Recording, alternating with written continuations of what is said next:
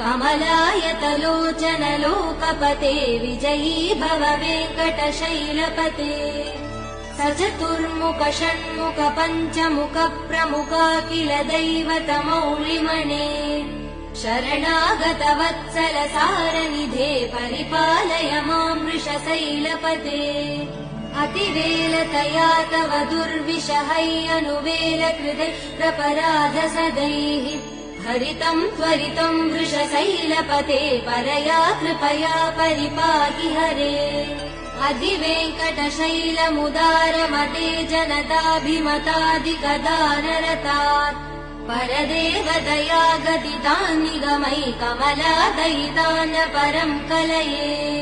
कलवेणुरवावसगोपवधू शतकोटिवृतात् स्मरकोटिसमात्